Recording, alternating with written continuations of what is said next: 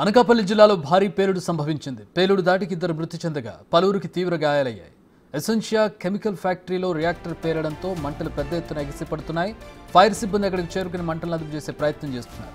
సమీప గ్రామాల్లో చుట్టూ పొగలముకోవడంతో ప్రజలు భయాందోళనకు గురవుతున్నారు.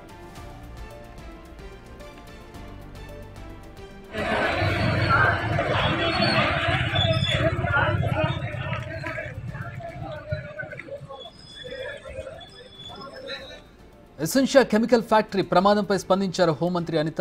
అనకాపల్లి జిల్లా కలెక్టర్తో ఫోన్లో మాట్లాడారు. ప్రమాదంపై ఆరా తీసిన మంత్రి క్షతగాత్రులకు మెరుగైన వైద్యం అందించాలని ఆదేశించారు.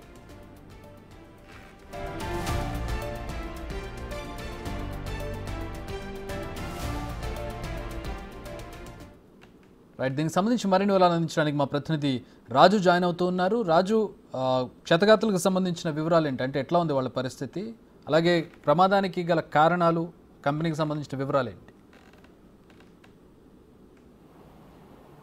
ఎసెన్షియా కెమికల్ ఫ్యాక్టరీలో ఈ ప్రమాదం అయితే సంభవించింది. ఇంచుమించుగా 1 గంటల సమయంలో ఈ ప్రమాదం అయితే సంభవించినటువంటి పరిస్థితి ఉంది. ఈ కెమికల్ ఫ్యాక్టరీలో ఒక్కసారిగా రియాక్టర్ పేలడంతో దాదాపుగా 20 మందికి పైనే గాయాలు పాలైనటువంటి పరిస్థితి ఉంది. ఇందులో ఇద్దరు మృతి చెందారు. ఒకరు పూడి మోహన్ అనే వ్యక్తి అయితే మృతి చెందారు. తన దానిలో మిషన్ ఆపరేటర్గా పనిచేస్తున్నటువంటి పరిస్థితి ఉంది. ఇంకొక మహిళ పనిచేస్తున్నటువంటి మహిళ కూడా మృతి చెందారు. ఆమెకు వివరాలు తెలియాల్సినటువంటి పరిస్థితి ఉంది.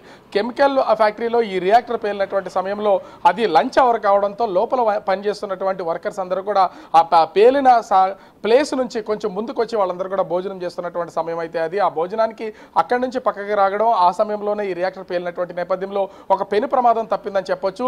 అదే వర్క్ చేస్తున్నటువంటి సమయంలో కనుక రియాక్టర్ పేలుంటే దాని చుట్టుపక్కల ఉన్నటువంటి దాదాపుగా 50 మంది వరకు కార్మికులు మృతి చెందే అవకాశం అయితే ఉండేది. అయితే వీళ్ళందరూ లంచ్ అవర్ కావడంతో ఆ వర్క్ చేస్తున్నటువంటి ప్లేస్ నుంచి కొంచెం దాదాపుగా ఒక 100 అడుగుల వరకు ముందుకు వచ్చి వాళ్ళు భోజనం చేస్తున్నటువంటి వాళ్ళు కొంతమంది ఉంటే, కొంతమంది భోజనం చేయడానికి సిద్ధంగా ఉన్నటువంటి వాళ్ళు ఉన్నారు. ఆ సమయంలోనే ఈ రియాక్టర్ పేలిందని మనకైతే అందుతున్నటువంటి సమాచారం. మొత్తము ఆ ప్రాంతం అంతా కూడా అటు ఫ్యాక్టరీతో పాటుగా చుట్టుపక్కల గ్రామాలకి భారీగా పొగలు అలుముకున్నటువంటి పరిస్థితి ఉంది. రియాక్టర్ పేలినటువంటి శబ్దం కూడా భారీ సౌండ్ వచ్చినటువంటి నేపథ్యంలో ఆ చుట్టుపక్కల ఉన్నటువంటి స్థానికులు అసలు ఏం జరిగిందో, బాంబు పేలుళ్లాగా పేలినటువంటి ఈ పేలుళ్లకు ఒక్కసారిగా భయపడినటువంటి పరిస్థితి ఉంది.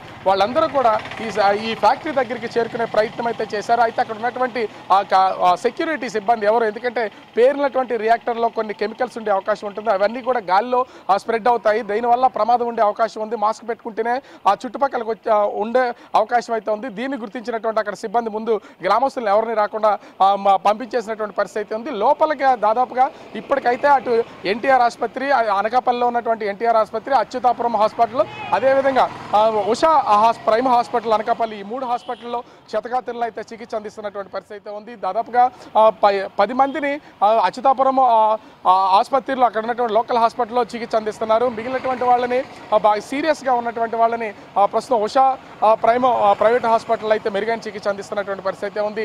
మిగిలినటువంటి వాళ్ళని ఎన్టీఆర్ ఏరియా ఆసుపత్రిలో అయితే చికిత్స చేస్తున్నారు. ఇద్దరు చనిపోయినటువంటి ఒక మహిళ, ఒక పురుషుడు, ఇద్దరిని కూడా ప్రస్తుతం ఎన్టీఆర్ హాస్పిటల్లో వాళ్ళు మార్చిరీకి అయితే తరలించినటువంటి పరిస్థితి ఉంది. సంఘటన జరిగిన విషయం తెలుసుకుని మృతి చెందినటువంటి కుటుంబ సభ్యుల యొక్క బంధువులు అయితే వాళ్ళు ఇక అరణ్య రోదనలాగా ఉంది, వాళ్ళైతే రోధిస్తున్నటువంటి పరిస్థితి కనిపిస్తుంది. ఇప్పటికే ఈ జరిగినటువంటి సంఘటన మీద రాష్ట్ర హోంమంత్రి వంగలపూడి అనిత పూర్తి స్థాయి విచారణ చేసి దాన్ని నివేదిక ఇవ్వాలని ఆదేశాలు జారీ చేయడంతో పాటుగా ఆ ప్రమాదానికి జరగడానికి కారణాలు ఏంటో తెలుసుకోవాలని జిల్లా ఎస్పీకి ఆదేశించినటువంటి పరిస్థితి ఉంది. అదేవిధంగా క్షతగాత్రులందరికీ కూడా మెరుగైనటువంటి వైద్యం అందించాలి. ఎవరు అంటే చనిపోయినటువంటి వాళ్ళు కాకుండా క్షతగాత్రులుగా ఉన్నటువంటి వాళ్ళందరికీ మెరుగైన వైద్యం అందించాలి. వాళ్ళందరికీ ప్రైవేట్ హాస్పిటల్కైనా తరలించాలని జిల్లా కలెక్టర్కి ఆదేశాలు జారీ చేసినటువంటి పరిస్థితి ఉంది. మంత్రి వాసంశెట్టి సుభాష్ కూడా దీని మీద అయితే స్పందించారు. తక్షణమే మెరుగైన వైద్యం అందించాలన్నారు. మరోపక్క చూస్తే ప్రతిపక్ష నాయకుడు మాజీ ముఖ్యమంత్రి వైఎస్ జగన్ కూడా ప్రమాదం జరిగినటువంటి దాని మీద తక్షణమే స్పందించాలి అధికారులు, అదేవిధంగా మెరుగైన వైద్యం అందించాలి, ఇలాంటి ప్రమాదాలు జరగకుండా చూడాలని తెలియజేసినటువంటి పరిస్థితి కనిపిస్తుంది. అయితే ఇక్కడ ప్రమాదం జరిగినటువంటి కారణాలు ఎవరికీ తెలియరాలేదు. ఒక్కసారిగా రియాక్టర్ పేలడం వెనుకున్నటువంటి కారణాలు ఏంటి, ఎందుకంటే రియాక్టర్కి ఒకవేళ అక్కడ హీట్ చేసే సమయంలోనే ఒకవేళ ఓవర్ హీట్ అయితే కూడా ఖచ్చితంగా ఈ రియాక్టర్స్ అనేవి పేలుతూ ఉంటాయి.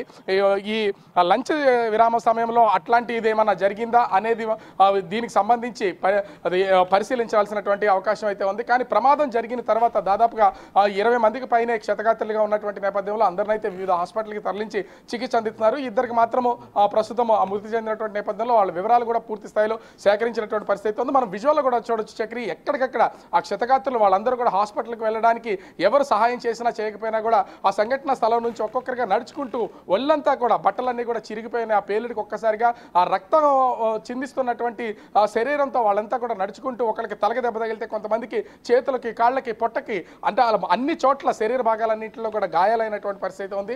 ఖచ్చితంగా అక్కడ ఆ గ్లాస్కి సంబంధించినటువంటి డోర్స్ కానీ కిటికీలకు సంబంధించినటువంటి కిటికీలకు డోర్లు కానీ ఉండొచ్చు. అవన్నీ కూడా వాళ్ళకి గుచ్చుకునే అవకాశం అయితే కనిపిస్తుంది. ప్రతి ఒక్కరికి అక్కడ ప్రథమ చికిత్స చేసి హుటాహుటిన వాళ్ళందరినీ కూడా ప్రైవేట్ హాస్పిటల్తో పాటుగా ప్రభుత్వ ఆసుపత్రికి అయితే తరలించినటువంటి పరిస్థితి ఉంది.